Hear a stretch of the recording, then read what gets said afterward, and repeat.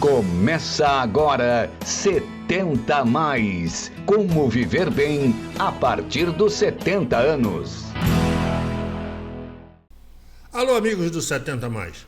Esta semana continuamos com uma série de dicas dadas pelos nossos entrevistados em programas anteriores.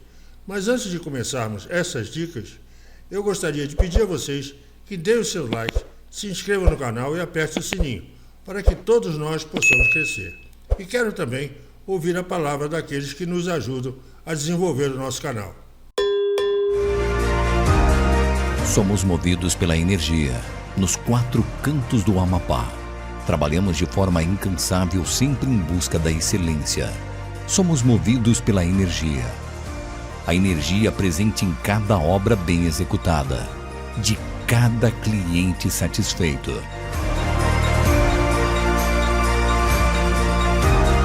Somos a Eletroservice. Você sabia que o melhor peixe assado de Macapá está logo ali no Pacoval? Fica na Rua Guanabara 922, no JB Assados e Companhia. Tambaqui, pirapitinga, tucunaré, filé de peixe, tudo preparado com muito carinho e higiene. O peixe assado que você leva para casa com preço justo e muita qualidade, só ali, no JB e Companhia. Na Rua Guanabara 922, no Pacoval. Bom, vamos começar o nosso programa com o Dr. Mauro Seco. Dr. Mauro Seco, ele é ginecologista, ele é oncologista, especialista em câncer de mama. E ele prestou grandes esclarecimentos sobre o câncer de mama na terceira idade. Vamos ouvir. E o câncer de mama é uma doença crônico-degenerativa. É uma doença que vem conforme a idade. Isso vale também, é muito parecido com o câncer de próstata. Conforme a idade avança, principalmente a partir dos 50 anos, as mulheres têm mais tendência a ter câncer de mama e os homens mais de próstata. Porque é uma doença que com a idade vai acumulando fatores de risco, alterações celulares e com a idade água mole em pedra dura, tanto bate até que fura. Então esse é o lema. Nosso organismo vai sendo bombardeado por tudo que está no meio ambiente, né, substâncias, radiações, e isso vai alterando o nosso DNA como se fosse um chip de um computador que vai sofrendo alterações e daqui a pouco começa a dar informações erradas. É o que acontece na nossa célula, no nosso DNA. As alterações, então, no DNA que vão recebendo através do meio ambiente.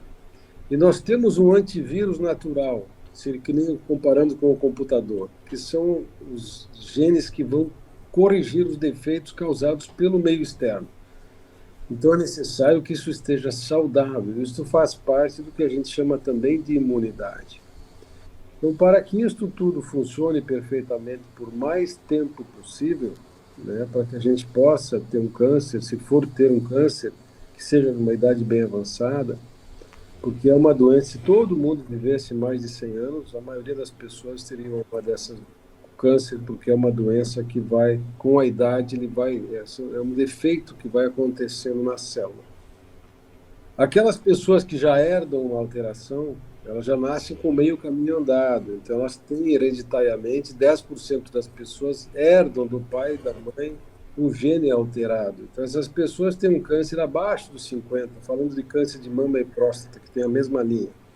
Essas pessoas têm um câncer mais cedo. Mas para os 90% que não têm esta herança deste problema, essa hereditariedade, vale o que eu vou falar aqui mais para essas pessoas. Os 10% têm que ter um cuidado a mais. Então, a gente previne câncer de 2 maneiras, né? Evitando na palavra da origem, na palavra prevenção mesmo, que é evitar que aconteça. E também se usa como prevenção secundária aquelas medidas para descobrir precocemente o câncer, né? Então aí a gente se fala em prevenção de uma forma até errônea, mas se usa isso na saúde pública, diz, olha, mamografia previne câncer de mama. Na verdade, não previne, descobre cedo. Mas o que previne o câncer de mama, de próstata e outros tipos de doenças? são atitudes que nós temos que ter para a nossa saúde. Então, é o estilo de vida que é o mais difícil de mudar para as pessoas, né? Hoje em dia, a obesidade é uma epidemia. Mais de 50% das pessoas no mundo são obesas ou têm sobrepeso. Na verdade, já tem um sobrepeso, né? E muitas são obesas, que vão ser, depois de um limite, você passa a ser obesidade grau 1, 2, 3. A obesidade é muito grave, causa muitas doenças e o câncer também.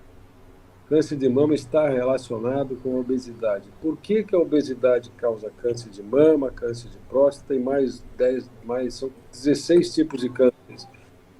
Porque a gordura produz substâncias. O tecido gorduroso ele produz substâncias no nosso organismo que são inflamatórias. É como se tivesse aquelas células do organismo sempre recebendo algum bombardeamento de uma substância ruim, que são os hormônios produzidos pela gordura. Então, esse organismo está constantemente inflamado, causando mais câncer, mais doenças cardiovasculares, diabetes e mais 240 doenças.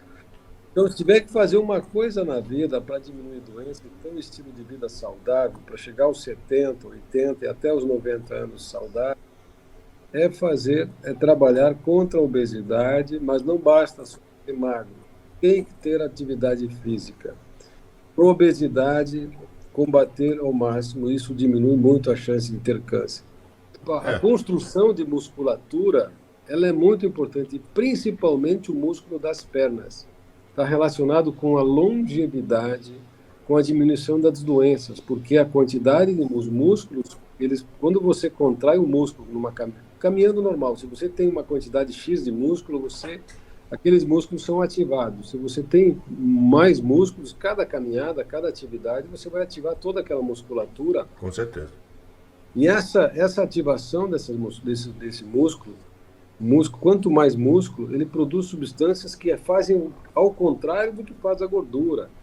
Produzem substâncias protetoras do nosso organismo, os antioxidantes.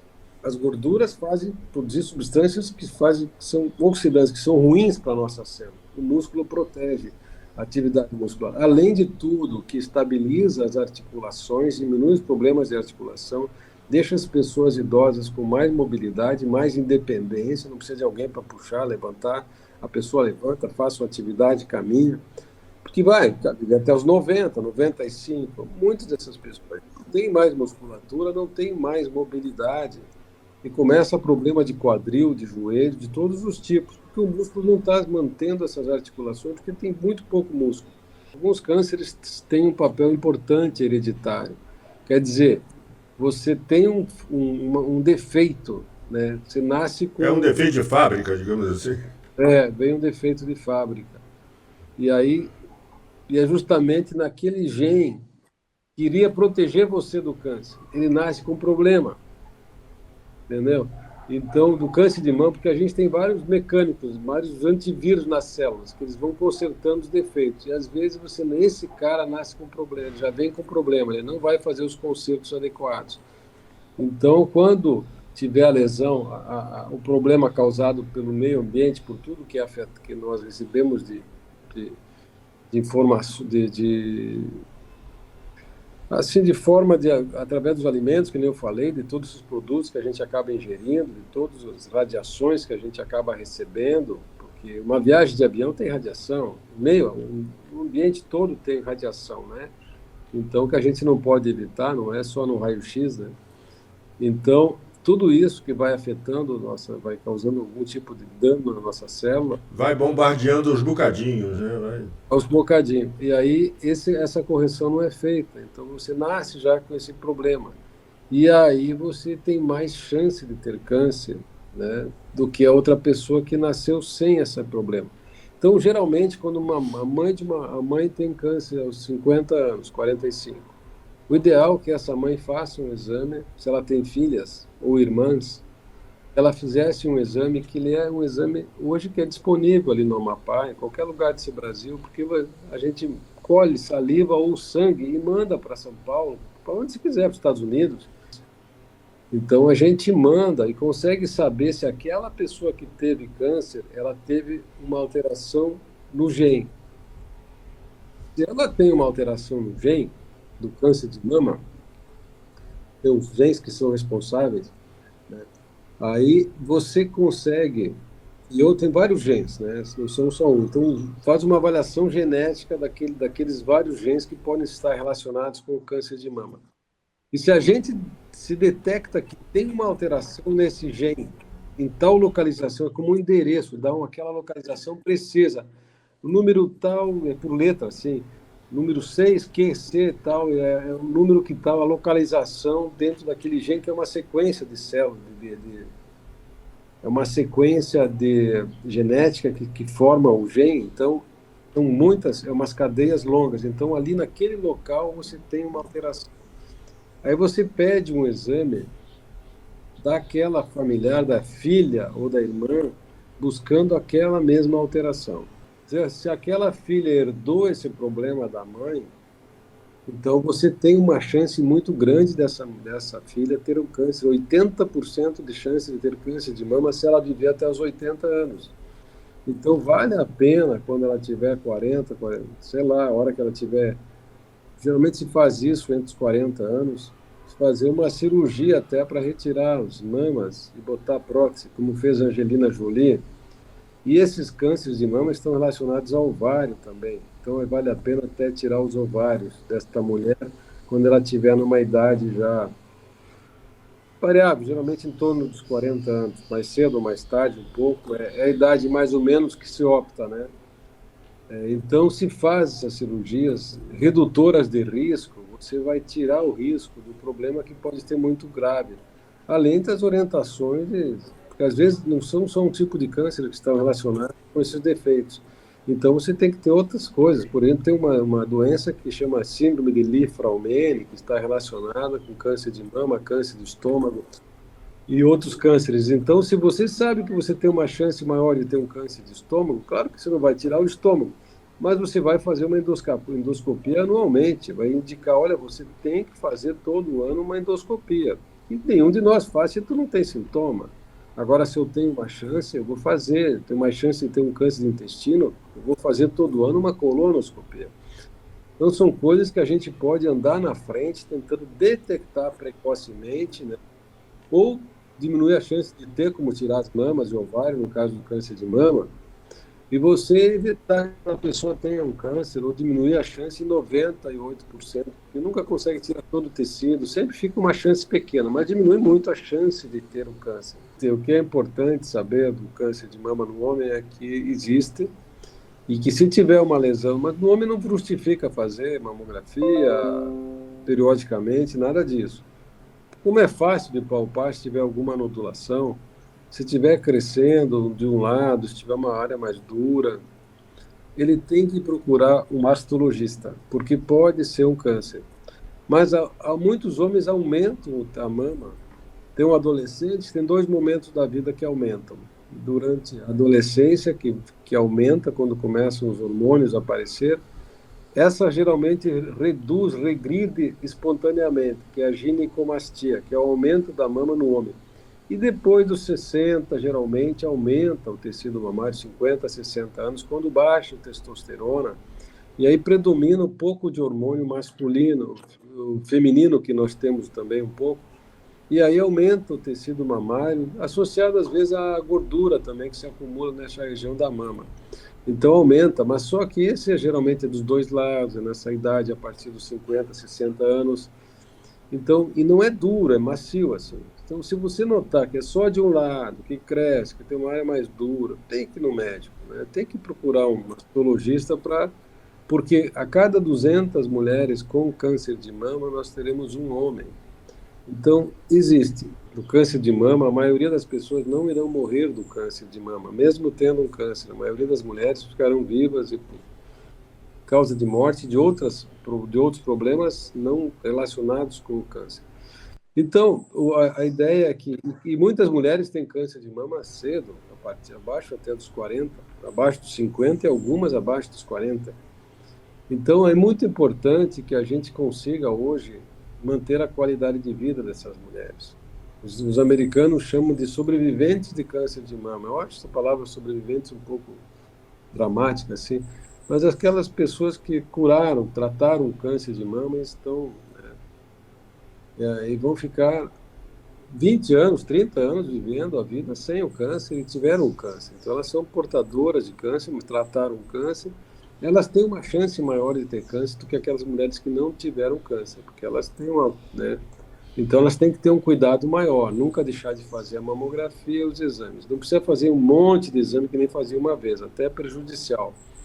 Você faz a mamografia e o exame do médico. O médico tem que examinar, palpar, botar a mão nessa axila, botar a mão nesse pescoço, palpar a mama, isso é muito importante. E os exames, tomografia todo ano, ressonância, isso aí, só se tiver sintoma. A gente não fica fazendo mais isso, porque mais prejudica do que ajuda, isso foi provado. Então, essa mulher tem que tentar ter uma recuperação física e emocional, né? Primeiro, tirar o fantasma da morte, do câncer da cabeça, através do trabalho do psicólogo, que acompanha por um período. Depois a mulher não precisa mais. Depois, com o tempo, ela levanta a cabeça e toca a vida, ela esquece, sabe? Que é importante é isso. Ela vai fazer os seus exames, mas não fica pensando que teve um câncer. Ela toca a sua vida. Agora, vamos ouvir o que disse a doutora Débora Bonfim da outra apresentação, que ela falou sobre a alta e a baixa estima. Foi um sucesso.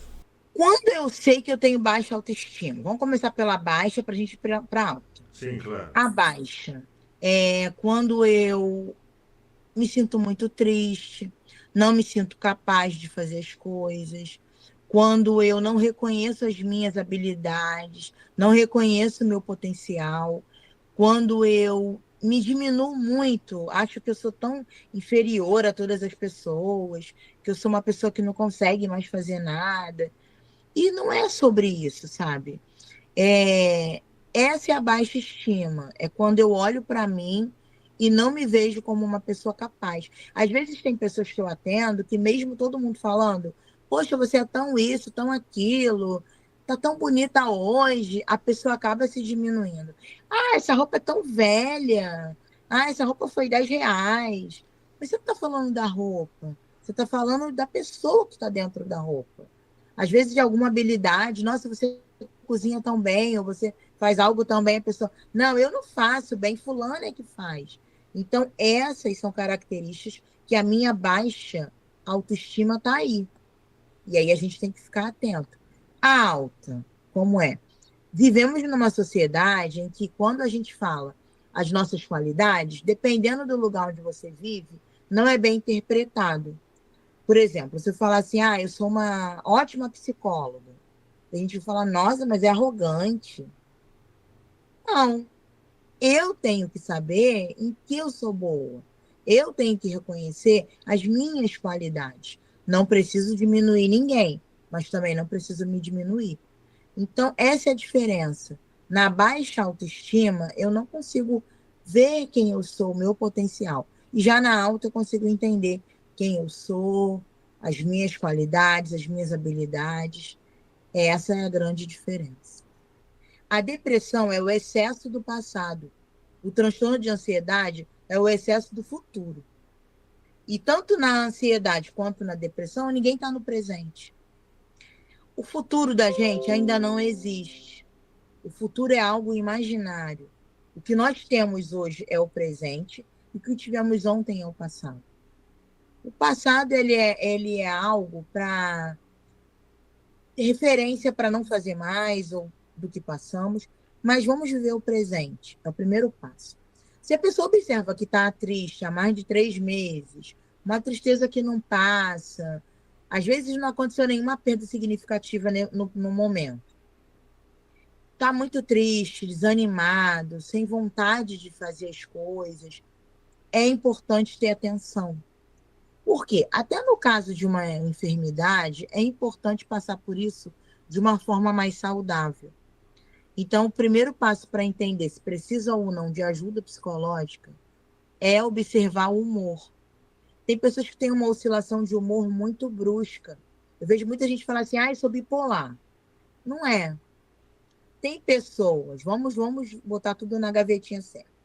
Tem pessoas que, infelizmente, são mais mal educadas, grosseiras, não têm tolerância e acham que isso é humor. Não é humor. Eu acho que é falta de educação. Falta de educação. Eu falo a verdade. Nem toda verdade. Nem toda Precisa verdade ser pode ser dita. dita, né? Não, Não é? exatamente, A exatamente. gente tem que ter um A gente, às vezes, limitezinho, guarda para si, né? não é? Não dá Então, para você falar, porque você vai criar situações para contra você para mesmo. você mesmo, exatamente. Então, tem coisas que são a educação, tem coisas que são o humor e tem coisas que são transtornos. E aí a gente tem que separar tudo direitinho. Seres humanos são muito parecidos. Eu posso atender uma pessoa que tem um problema semelhante ao meu. E se eu não souber o que fazer com o meu, como é que eu vou ajudar a pessoa a solucionar o dela? Pois é, e pode Então, acontecer também de você assimilar o sim. problema dos outros, né? E Você apesar tem que a gente aprende bem isso, a né? distanciar, né? Né? E os anos também vão te dando essa sensibilidade de você entender que você não é a mesma pessoa que está com o problema. Eu não fui a causadora daquele problema, então eu estou ali para ajudar a ampliar as possibilidades de saída desse problema. Então a gente vai aprendendo a separar também. Eu sempre falo para as pessoas que eu atendo, olha, não fica. Às vezes a gente tem amigos que só querem também. Isso também é uma coisa importante que eu vou falar agora. Às vezes a gente é cercado de amizades que só querem alugar a gente para falar problema. E elas não querem solução. Elas só querem desabafar. Aí o que acontece? Você fica triste e o outro fica aliviado porque falou. Então a gente também E descarrega tudo para cima de você. Ele joga o lixo fora e você que segura esse lixo. Isso. Então, é importante também, para você ter uma boa autoestima, aprender a impor limites para as pessoas. Às vezes a gente não está bem, e como é que eu vou ouvir uma pessoa se nem eu estou bem? Você pode falar, amigo, não estou muito bem hoje não, amiga. Poxa, vamos falar de outro assunto, ou procura uma terapia, sem ser ofensivo. Mas é importante para você ter uma autoestima em dia também, impor limites. Tem pessoas que ficam muito tristes, mas o problema às vezes é do outro. E aí você vai carregando aquilo, sabe? Vai ficando triste. Se a gente for parar para olhar o mundo, a gente fica triste. Olhar as situações, olhar as maldades, a gente fica muito triste. Então, para você ter também uma saúde mental em dia, uma boa autoestima, você tem que filtrar o que você vê, filtrar com quem você anda, filtrar as coisas que você absorve diariamente. Agora vamos saber o que a doutora Fernanda Alves, psicóloga, falou sobre a saúde mental do idoso. Não é uma receita de bolo. Eu não posso dizer assim, olha, todo idoso precisa fazer isso, todo idoso precisa fazer aquilo. Não é uma receita de bolo, tá?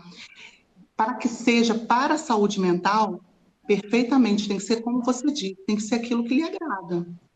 Se eu for dizer para um idoso, para ele fazer uma atividade que não é do agrado dele, isso não vai contribuir para a saúde mental. Precisa ser aquilo que ele gosta de fazer.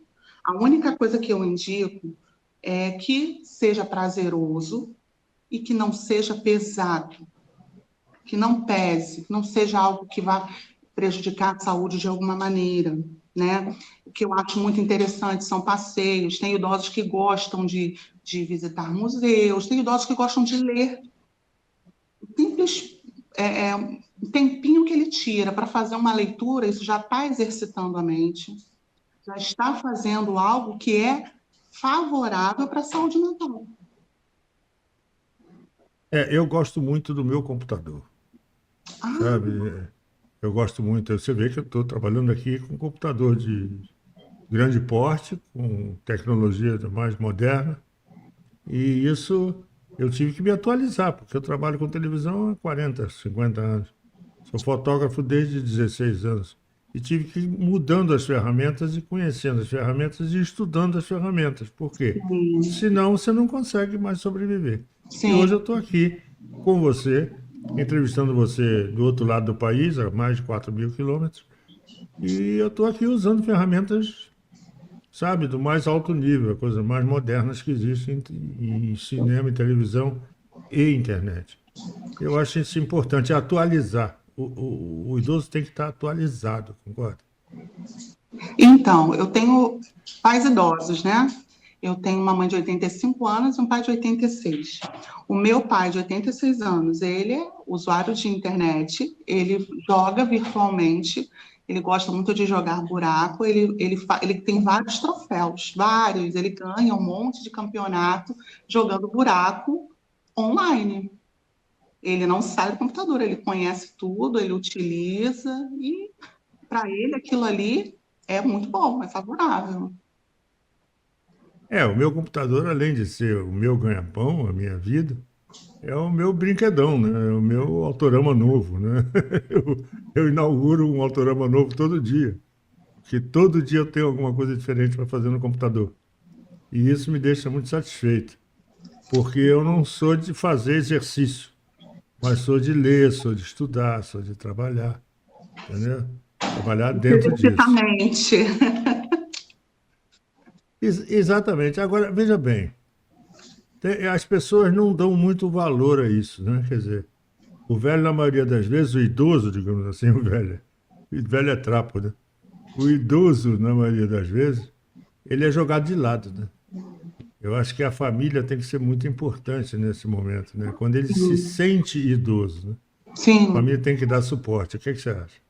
sim, esse é um ponto muito importante. Foi bom você ter falado sobre isso. A negligência da família, ela pode desestruturar totalmente a saúde mental do idoso, né? Isso não ajuda na recuperação, não ajuda na, como eu posso dizer, na saúde mental em si, né? Na saúde mental.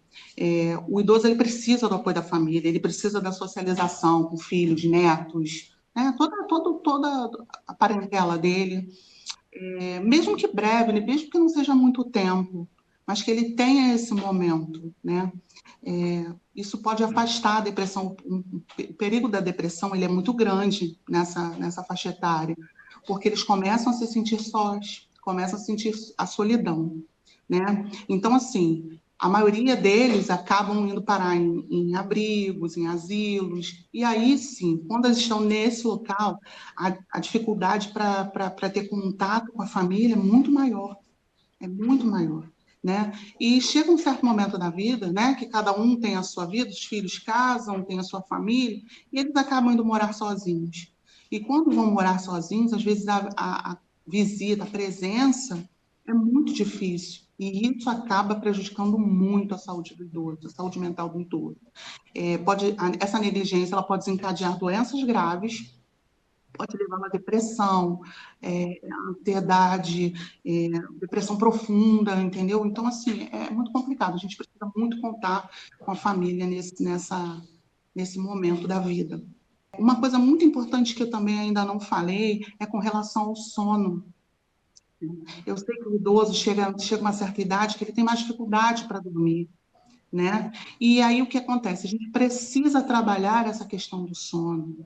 A gente fala na psicologia sobre a higiene do sono, né? Então, assim, evitar comer muito tarde, né? Chegar a um certo horário, come somente uma fruta, não comer nada muito pesado, né? Porque o idoso, ele não dorme a noite toda, mas chega um momento do dia que tem sono. Então, assim, evitar dormir após as 3 horas da tarde, né? E dormir à tarde apenas uma horinha, só para dar aquele descanso, aquela madorninha, evitar de dormir muito tempo durante o dia, para que o sono à noite ele seja um sono tranquilo, um sono completo. Eu acho isso muito importante também, além das questões que eu falei sobre a alimentação, sobre o esporte, sobre essas questões, também é muito importante se preocupar com o sono. O sono, ele é reparador, isso a gente já sabe. O sono é reparador. Então, é importante a gente também pensar nessa questão do sono. Porque aí o que acontece? Por que bate aquela solidão? Porque de madrugada não tem ninguém. Normalmente não tem ninguém. E é o momento que eles estão acordados e se sentem só.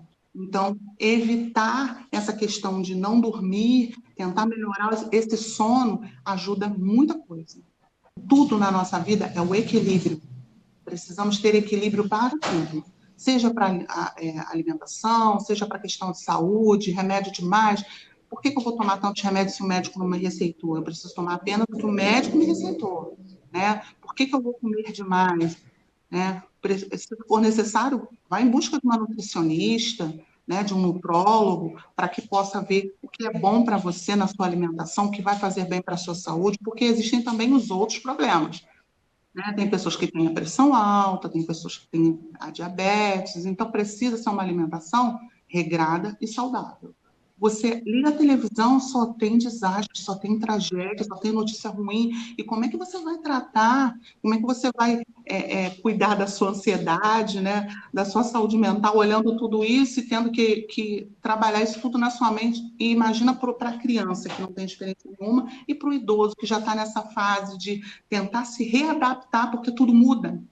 Ele está sempre se readaptando, sempre se reinventando. E para ele é mais difícil se enquadrar no mundo de hoje. Então, assim, isso cria uma alteração de humor, isso cria uma ansiedade, e isso pode ser ruim. Pensei também na questão do ócio. O idoso acaba criando essa casca, vamos dizer assim, onde ele se protege e acaba ficando muito quietinho dentro do seu quarto, não costuma fazer muitas coisas. Eu acho que, assim, deveria trabalhar essa coisa de estar fazendo alguma coisa, um tricô, Eu acho importante isso. qualquer atividade que seja Exatamente. boa. Exatamente. É muito frustrante para o idoso ele perceber que ele não consegue mais fazer aquilo que ele fazia com destreza.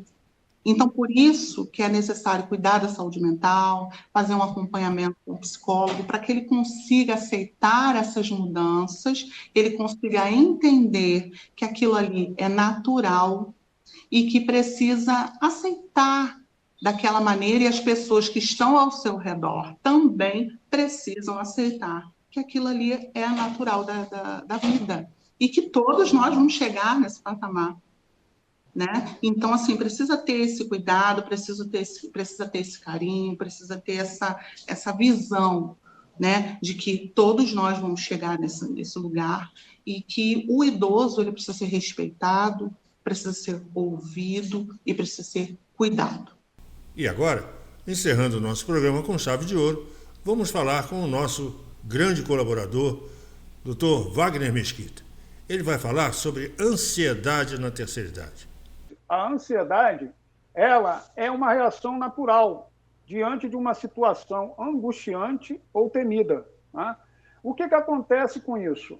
Acontece que o idoso ele pode ter um princípio de ansiedade, sendo uma reação natural, diante de uma situação angustiante e até temida. Tá? Isso, em doses normais, ela ajuda a manter o foco. Por exemplo, se você está numa véspera de uma prova, né? Ou, de repente, de um evento que vai acontecer, a ansiedade, ela nos impulsiona. Né? Como quando precisamos realizar alguma coisa importante, ela aparece, é como se fosse o farol de um carro acendendo. Né? Precisa acender aquilo ali porque ela faz parte de nos querer ter o controle sobre situações. Para isso que planejamos, nos informamos e empregamos esses esforços para isso. Isso se confunde com medo também, não? Exatamente. Há situações que a ansiedade ela pode causar medo, né? Ela pode causar pânico, mas, na verdade, isso também pode ser uma defesa. Né? Porque, por exemplo, numa situação que você sente que está acontecendo alguma coisa, ou está prevendo que vai ser assaltado, a ansiedade ela vai acontecer, o medo paralelo vai acontecer, mas também você tem como agilizar a sua defesa. Como eu vou reagir? O que eu vou fazer? Entendeu? Então, a ansiedade, na verdade, ela tem o seu lado positivo e tem o seu lado negativo, que a gente vai conversar durante a palestra. Ansiedade como transtorno. O que vem a ser isso, doutor? Algumas pessoas ela têm necessidade de domínio exacerbada, né? O que pode configurar um transtorno de ansiedade. Tá? É o que eu estava falando naquela questão do assalto, por exemplo. Tá? Aí você sofre aquele assalto, tá? Você, toda vez que tiver uma situação semelhante, você vai se achar que, oxa, você é assaltado de novo, isso vai acontecer de novo. Aí isso aí faz com que os ansiosos não tenham mais uma fase de relaxamento, após fazer o que estava no seu alcance para direcionar acontecimentos. Tá? Isso é viver em constante tensão, o que desencadeia inúmeros problemas, inclusive Um deles é a compulsão, que é o que a gente vai explicar como é que a compulsão ela surge junto com a ansiedade. A compulsão ela se caracteriza pelo descontrole. Por exemplo, às vezes uma coisa simples, né? Você é diabético, por exemplo, aí está numa festa, você tem aquela compulsão de comer um docinho, tá? Você sabe que não pode comer aquele docinho, mas isso aí ele vai se tornando um transtorno que às vezes não tem limite. Aí você vai comer 1, 2, 3, 4, né? E acaba complicando a sua diabetes. Em muitos casos, a compulsão ela se associa à ansiedade. Por que isso acontece? O ansioso, naturalmente, ele vai tentar aliviar essa tensão. Ele vai buscar algum prazer, no caso do docinho, ou ele vai buscar um conforto. Isso é através de comida. Tem outras pessoas que usam as compras exageradas, tá? Jogos, sexo, né? Corrida de cavalo, né? Que tem algumas pessoas aí que são amantes, que eu conheço. O jogo em geral, né? O jogo de carteado e tudo. Exatamente. Então, o que acontece? Às vezes, aí já extrapola, por exemplo, o uso de substâncias ou em atividade específica. Tá? O grande problema, quando isso ocorre de forma repetitiva, ela se torna um hábito. Na tentativa de resolver um distúrbio, são gerados outros maiores distúrbios, né? E apesar de proporcionar o alívio que se buscava nesse novo hábito, traz muitos prejuízos que fazem o indivíduo sentir-se frustrado, às vezes ele se torna infeliz, ele acaba ansioso para controlar esse comportamento. Entendeu? O cara que é diabético, aí ele sabe que não pode comer aquilo ali. Uma hora a ficha cai, aí ele, não posso comer isso. Aí ele vai começar a entrar de um lado de frustração, de infelicidade, entendeu? E, novamente, ocorre a conduta. Que é essa conduta que é para aliviar a tensão?